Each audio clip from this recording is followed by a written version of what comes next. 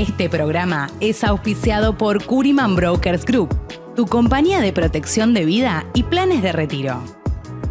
¿Qué tal, amigos? Gusto de saludarles. Llegamos semana a semana en tu podcast, el que tanto te encanta. Esto es Cuna de Lobos. Saludos a todos mis podcast escuchas que nos escuchan, valga la redundancia, en todas partes del mundo a través de todas nuestras plataformas digitales como @Cuna de Lobos Podcast. Y recuerden que ya pueden escucharnos a través de YouTube colocando Cuna de Lobos Podcast. Compartan el contenido, suscríbanse, activen esa campanita para que les llegue toda la información.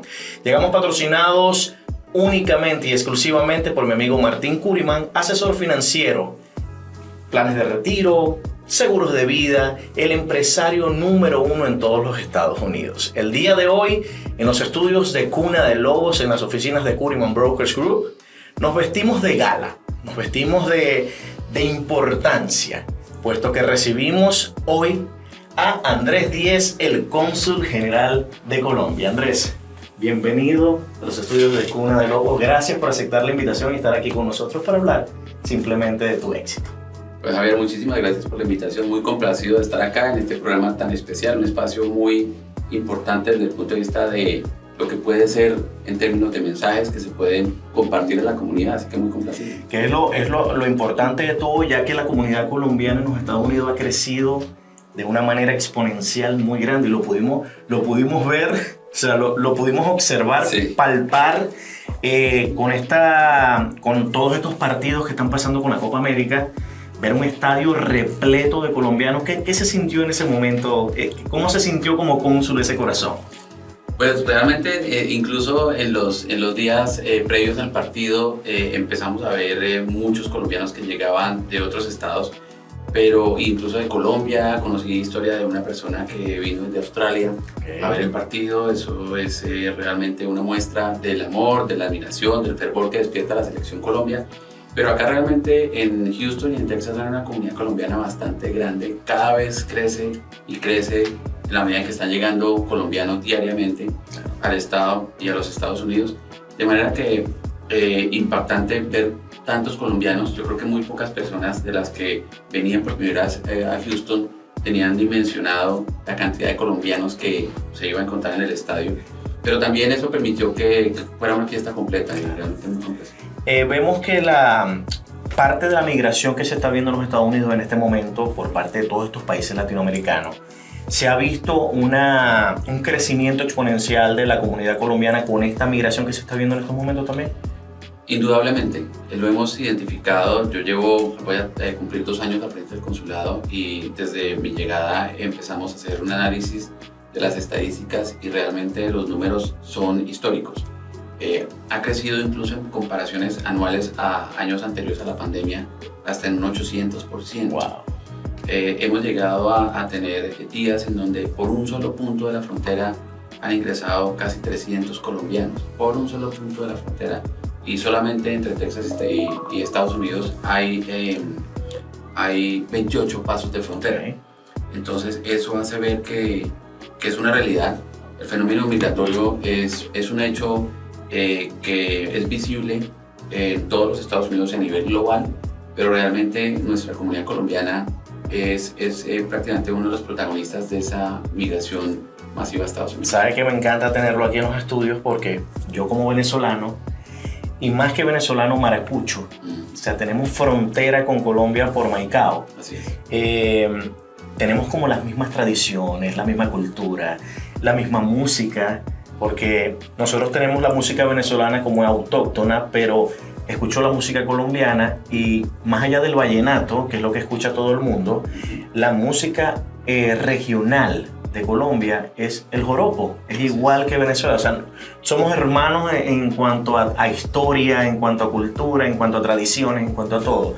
Y tenerlo aquí de verdad para mí es un honor que podamos conectar, que podamos tener estas alianzas y que podamos mostrarle al mundo que somos hermanos, que siempre estamos de la mano apoyándonos. Y la comunidad venezolana también ha crecido aquí en los Estados Unidos y junto a la colombiana nos estamos haciendo grandes.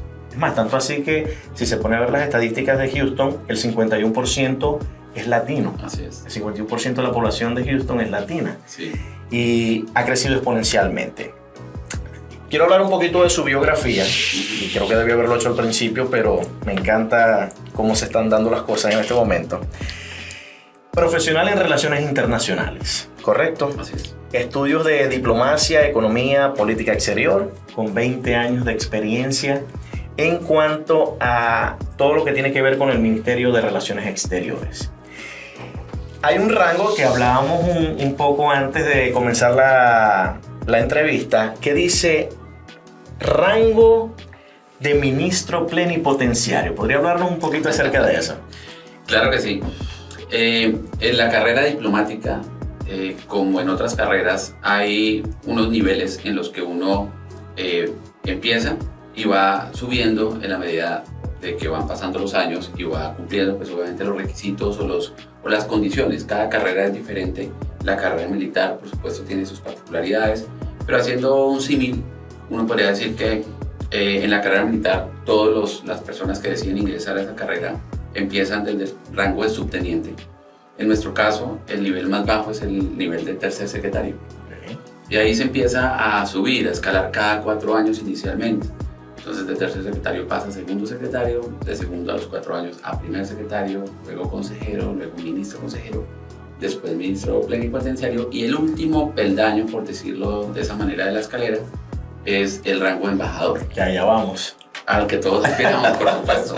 Sí. Estoy seguro que lo va a lograr porque ha hecho un trabajo súper increíble. Muchas gracias. Ojalá, ese es como el anhelo cuando uno ingresa por allá bien joven. Claro. Pues puede llegar como a la cúspide y lo ve lejano en ese momento, pero realmente el tiempo pasa muy rápido.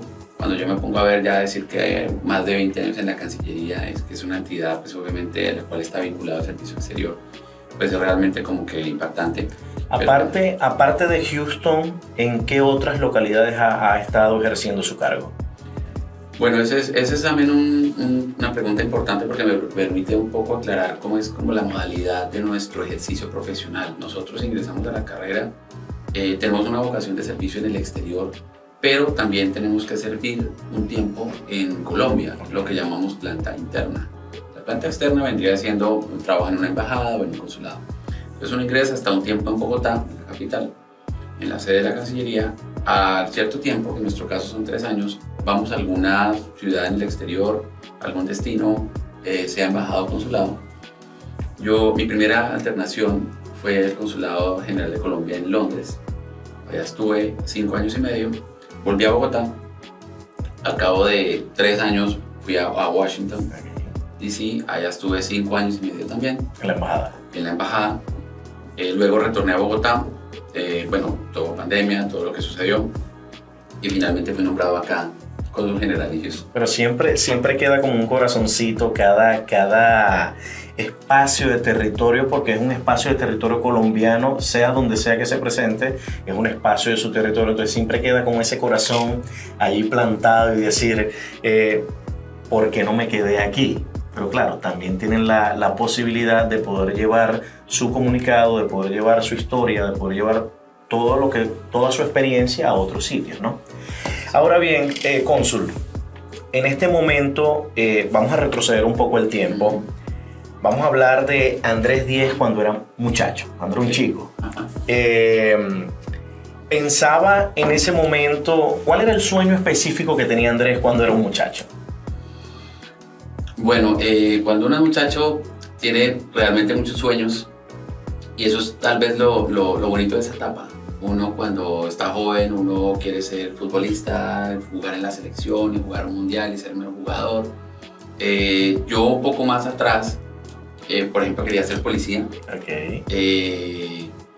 Porque pues uno en la medida que va creciendo va viendo como ciertos role models que uno eventualmente como que le llaman la atención y quisiera uno ejercer más adelante.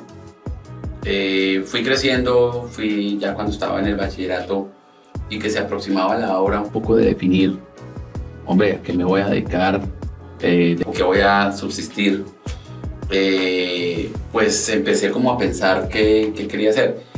Obviamente mis papás, yo tenía un hermano ya que estaba en la capital, yo soy de provincia, yo soy de un municipio muy pequeño, de lo que podría ser un estado, más o menos como haciendo la analogía con Estados Unidos, que se llama Tolima. en la parte norte. Y en ese momento, quienes estábamos terminando la secundaria, la única opción era migrar, irnos o a la capital del departamento, o sea, del estado, o a una ciudad grande. Y en este caso, una que quedaba muy cerca, que era muy favorable, era la capital del país, que era Bogotá. Ya tenía un hermano estudiando allá. Entonces yo empecé como a pensar qué estudiar, porque mis papás me motivaban mucho.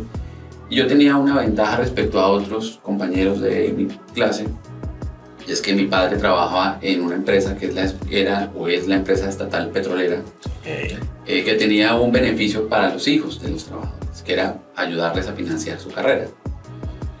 Honestamente hablando, es altamente probable que si no hubiera tenido ese beneficio, posiblemente no hubiera podido estudiar una carrera universitaria.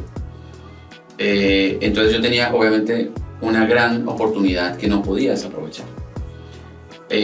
A mí me gustaba mucho el derecho en ese momento, porque estaba viendo unas materias de lo que llamamos el área de sociales, y me gustaba un poco el tema de tener como herramientas para poder ayudar a la gente con el tema de las injusticias y poder hacer cosas por como los más necesitados. Era un poco filosófico en ese momento, pero al ser de provincia yo no tenía ninguna conexión con nadie. Y en un momento como de reflexión yo dije, posiblemente yo qué hago siendo un abogado si después nadie me va a poder ayudar a tener un empleo, entonces posiblemente derecho no. Llamé a un hermano que estaba en Bogotá y le dije, hombre, ¿sabe qué me gusta? Me gusta la parte internacional, me gusta como conocer del mundo, como relacionarme con el exterior. No hay nada que tenga derecho y que de pronto me ayude un poco a complementarlo con esa área de la parte internacional. Entonces él averiguó y me dijo, lo único que hay es una cosa que se llama Relaciones Internacionales, y lo hay en una única universidad. Entonces le dije, bueno, inscríbame en esa. Y bueno, hice el proceso de selección y quedé en la universidad y empecé a estudiar Relaciones Internacionales, y ahí ya empecé como un poco a orientar profesionalmente mi rumbo. O sea, digamos que sueño cumplido al día de hoy. Desde joven quería ser policía, pero igualito siempre al servicio de la comunidad. Entonces digamos que al día de hoy podemos decir que es un sueño cumplido, y quizás todo ese éxito que se ha logrado era algo que ya venía en su aura, venía en su camino, en su trayectoria, en todo lo que ha logrado hasta el día de hoy. Esas historias a mí me encanta que las personas conozcan a mis invitados, porque para llegar al éxito uno tiene que labrar ese éxito, tiene que estudiarlo, tiene que prepararse, y veo al día de hoy que su carrera ha sido exitosa. Vamos a entrar en el tema del consulado ya en la ciudad de Houston. ¿Cuáles son los trámites específicos que podemos hacer y conseguir los compatriotas colombianos en el consulado? Bueno, el consulado yo diría que tiene dos áreas particulares. Una es digamos, dedicada a trámites documentales. Por supuesto, las personas pueden tramitar en el consulado pasaportes, que es un trámite de alta demanda, lo que en Colombia se llama cédula de ciudadanía, que es un documento de identificación nacional. También en el exterior se tramita porque es un requisito, por ejemplo, para tramitar el pasaporte. Se hacen registros de nacimiento de niños de padres de colombianos que pueden adquirir la nacionalidad colombiana por la vía del registro civil. Por lo tanto, nosotros hacemos esos registros civiles para que puedan ser colombianos, y eso les da derecho, por ejemplo, a un pasaporte. Hacemos registro de defunción de colombianos que desafortunadamente fallecen en nuestra circunscripción, de matrimonio, colombianas que contraen matrimonio. Hacemos tarjeta consular, lo que en otros consulados se llama matrícula consular. Y hacemos un trámite también que es bastante demandado, que es reconocimiento de firma. Y es básicamente como la autenticación de que una persona está compareciendo al consulado y firmó y puso su huella. Es como el proceso de validación de ese acto, de decir, yo soy la persona, el consulado la identifica, da fe de que sí es la persona, y hace un procedimiento con el procedimiento que termina en una estampilla que se pega al documento, una etiqueta. Ese documento tiene validez en Colombia, una notaría básicamente. Entonces esos son como los principales trámites que nosotros hacemos, aparte de visas, que no es para los colombianos, pero para los extranjeros que quieran visitar Colombia, no necesariamente de turismo, pero para residir, invertir, hacer algunos trámites allá, en fin. Hay otra área importante que para mí tiene mucho significado en la medida que ayudamos en casos realmente críticos a personas vulnerables y podemos ser la diferencia entre no tener ningún tipo de esperanza respecto a una problemática a poder ayudar y poder darle algunas herramientas para que salga de ese problema a un colombiano, y es el área social, que se complementa con el área jurídica. Tenemos dos personas que ejercen esos roles, un asistente social y un asesor jurídico, que están en función de eso, de prestar información, asesoría, brindar herramientas sin ningún costo a un colombiano que tenga un problema, ya sea legal o sea del área social, por ejemplo, víctima de violencia doméstica, que personas, por ejemplo, migrantes desaparecidos, que tenemos muchos casos de migrantes desaparecidos, a veces aparecen sanos y salvos, a veces desafortunadamente nos confirman que han fallecido en ese intento de cruzar la frontera. Entonces nosotros somos como un intermediario entre la familia que está en Colombia y pues desafortunadamente el connacional que falleció, la funeraria y las autoridades para todo el proceso muy doloroso de repatriación de ese cuerpo. Pero si no estuviera esa persona que hace esa función, que cumple esa función, pues imagínate el dolor de una persona, un familiar en Colombia, sin ver cómo traigo a mi ser querido, qué puedo hacer, cómo adelanto cualquier tipo de procedimiento, entonces lo hacemos. Atendemos, por ejemplo, a niños que son víctimas de algún tipo de vejamen o algún tipo de mala práctica, incluso maltrato por parte de los padres. También nos corresponde hacer eso. En fin, una serie de actividades que hacemos para brindarle a la comunidad otra alternativa distinta al simple hecho de tramitar documentos y hacer procesos administrativos, que en muchos casos sí son importantes y ese es nuestro propósito, pero también la otra área es... ¿Cuántos estados están bajo la suscripción del Consulado de Colombia aquí en Houston? Son 4 estados en este momento. Todo el estado de Texas, que por sí es muy grande, eso por sí ya es un trabajo bastante considerable en términos de comunidad para atender. Pero adicionalmente tenemos el estado de Arkansas, también el estado de Oklahoma y Luisiana. Sumados, digamos, los colombianos que están en esos 4 estados, nuestro estimado es que puede ser entre 170.000 a 180.000, 200.000 colombianos en los 4 estados. Una comunidad que ha crecido paulatinamente, como lo hablábamos al principio del programa, sí. ¿No? ¿Cuánto tiempo es el cargo del cónsul en un sitio en específico, en el consulado específico que le corresponda? Y si puede volver a ser como reelegido para ese mismo estado, o simplemente lo cambian hacia otro país o vuelve de nuevo a su país. Bueno, cada país tiene, digamos, sus condiciones o su regulación respecto de la carrera. Hay, por ejemplo, colegas míos que pueden estar 8 años en el exterior y juegan con eso, entonces pueden estar 6 años en un sitio y 2 en otro, o pueden estar los 8 años en un solo sitio, o pueden estar 2 y 8 en otro sitio. En nuestro caso, según el decreto que regula la carrera diplomática, podemos estar máximo 6 años en un sitio. Okay. En principio son 4, pero por necesidad del servicio, por algunas circunstancias particulares, la Cancillería lo puede extender hasta 2 años más, es decir, 6 en total. Y regresamos a nuestro país. Usualmente no vamos a otro lado. Por circunstancias excepcionales ha sucedido históricamente que, sobre todo en el caso de algún embajador, alguna circunstancia de verdad muy particular, puede ser extendido más allá de los 6 años, pero realmente eso es una cosa excepcional. Usualmente son máximo 6 y no podemos aspirar a otros 6 en el mismo sitio. Tenemos por obligación que ir a trabajar en Bogotá por lo menos 3 años para volver a salir a otro país. Ya sea, puede ser el mismo país o puede ser otro. Exacto. Al que les toque. En ese caso sí podría ser el mismo, 3 años después. No, usted lo hizo muy bien en X o Y, o se necesita un perfil más o menos como el suyo. Entonces vuelva a Estados Unidos, puede ser otro consulado en Estados Unidos, o puede ser el mismo consulado, o la embajada. En su caso, me imagino que va a ser volver a Bogotá solamente para firmar el nombramiento de embajador. Estoy seguro que va a ser así. Ojalá. Fíjese. Estamos en un estado, como lo es Houston, que maneja más de 240 cónsul, o sea, es el estado con más consulados dentro de todo el territorio nacional.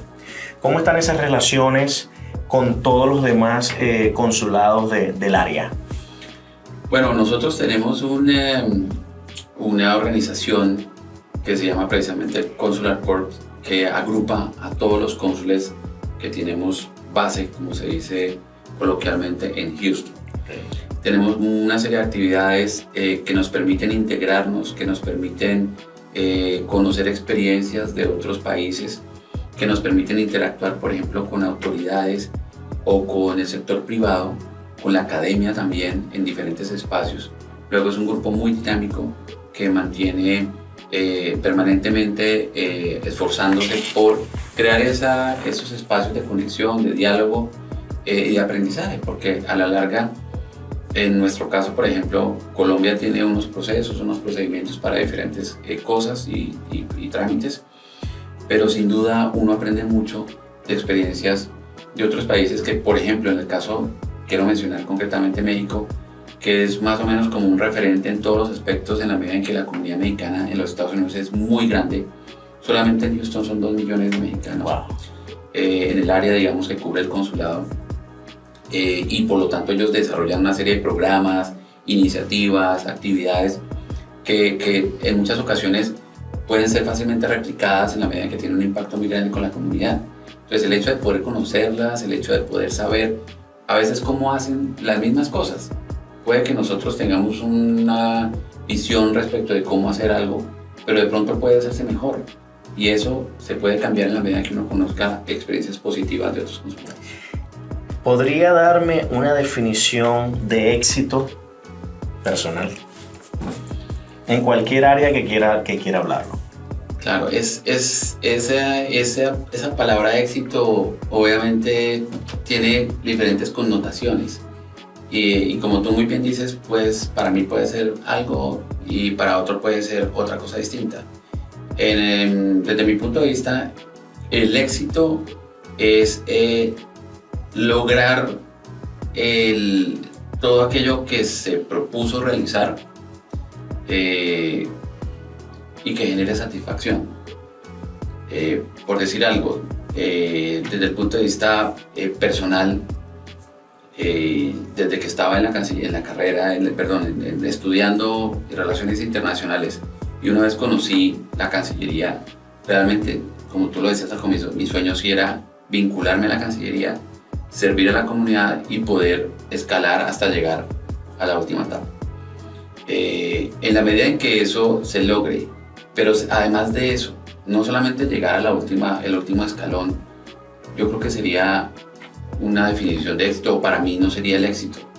El éxito es llegar a esa última etapa, pero con la satisfacción de que, además del mérito ganado per se por pertenecer a una carrera que automáticamente me da la posibilidad de escalar, es haber hecho un buen trabajo, es haber logrado destacarme, digamos, no quiero sonar ahí como muy modesto, pero ser reconocido como que hizo un buen trabajo en donde estuvo. Dejar un legado. Dejar un legado, dejar huella, dejar una imagen positiva, no necesariamente pues impactante respecto de que revolucioné cierta cosa, pero por lo menos que estaba comprometido con el trabajo y lo hizo de la mejor manera que pudo hacerlo. Eso yo creo que, por ejemplo, si yo me voy el día de mañana al consulado y si alguien dice, este funcionario de la carrera de Colombia hizo lo mejor posible por hacer el trabajo y por mejorar las cosas, eso para mí, ya eso fue exitoso mi paso por esto. Ahorita, a este momento, Andrés Díez, cónsul general de Colombia en Houston, si yo te colocara de frente a Andrés Díez, muchacho, ¿qué le preguntarías? ¿Qué le dirías a ese chico? Wow, yo creo que lo hablaba hace poco con alguien, y es que hemos evolucionado como sociedad tanto en los últimos años que posiblemente un joven de hoy no es el mismo, no tiene, digamos, tiene una visión distinta de muchas cosas respecto de un joven de hace 20 años, 30 años, 40 años, 50 años. por diferentes circunstancias. Hoy tenemos la posibilidad, la fortuna, de alguna manera, de tener lo que algunos llamaban como medios de socialización. En la época de nosotros, pues mía particularmente, era el colegio, la familia, lo que le dijeran a uno en la casa o los amigos, pero no teníamos más. Hoy por hoy hay muchos más. Está el internet, que es una herramienta muy importante, pero también digamos que genera bastantes desafíos, sobre todo para los padres. Así que es un poco complejo, pero yendo a tu pregunta, yo tal vez le preguntaría ¿cuál sería como sus 2 o 3 metas en la vida, digamos, más allá del éxito, en el plano personal? ¿Cuáles serían como sus 3 metas más importantes y cómo se vería Andrés a la vuelta de 50 años, por ejemplo? ¿Qué esperaría ver de ese Andrés a la vuelta de 50 años y cuáles serían como sus 3 metas principales? ¿Cuáles son las redes sociales donde podemos conseguir el consulado? Nosotros nos encuentran en Facebook, tenemos página de Facebook, tenemos página de Instagram, tenemos nuestra página web también, tenemos cuenta de X. Estamos tratando de colgar cositas también en YouTube, pero eso todavía no lo hemos desarrollado mucho, porque parte de lo que hablaba ahora de esa revolución, digamos, de medios, es eso. Por ejemplo, hoy por hoy, las personas ya cada vez llaman menos al consulado, cada vez consultan menos la página web, que son los medios institucionales, y hemos tenido que recurrir a redes sociales, porque hoy por hoy lo que está en la mano, el poder que uno maneja desde el celular, es supremamente impresionante y lo utilizamos para todo, entre esos para consulta de temas consulares. Un último mensaje que quieras dejarle a todos tus coterráneos colombianos y al mundo entero. Bueno, pues agradecerte por la posibilidad de estar acá. Uno jamás espera ser un referente, ni un modelo, ni mucho menos, pero pues este espacio de verdad yo creo que permite lo que decía en un comienzo, mandar mensajes, transmitir ideas, presentar algunas visiones de diferentes temas, y lo que le quiero compartir a la comunidad es que, bueno, un servidor público por azares del destino llegó a Houston hace casi 2 años, ha procurado conformar un equipo comprometido con el servicio, con la atención, tratar de cambiar cosas que no venían funcionando bien. Cuando yo llegué recibía comentarios de muchas personas que de pronto el trato no era muy amable, que de pronto la experiencia no había sido muy positiva cuando había ido por última vez hacía 5 años y había decidido no volver. Pues esas personas han vuelto al consulado y a mí me complace mucho, me satisface que la opinión ha cambiado. Y eso yo creo que es fundamental, y eso, un poco uniéndolo con una respuesta anterior, eso para mí ha hecho la diferencia entre simplemente venir acá a ocupar una posición y venir acá a tratar de transformar y de aportar cosas para beneficio de la comunidad. Muchas gracias, Andrés. No, Javier, a ti. Qué gusto y qué honor tenerte aquí en los estudios de Cuna de Lobos. Gracias. A todos mis podcast escuchas, como siempre recuerden, llegamos semana a semana gracias al patrocinio exclusivo de Martín Curiman, asesor financiero por excelencia y CEO de la compañía hispana más grande en todos los Estados Unidos, Curiman Brokers Group. Mi nombre es Gaby Morán. Recuerden, pueden contactarnos a través de todas nuestras plataformas digitales como @Cuna de Lobos Podcast. Síguenos en YouTube, activen las campanitas, compartan el contenido. Esto es Cuna de Lobos Podcast, donde simplemente hablamos de éxito, trayectoria y camino. El día de hoy con Andrés Díaz, cónsul general de Colombia en Houston. Gracias.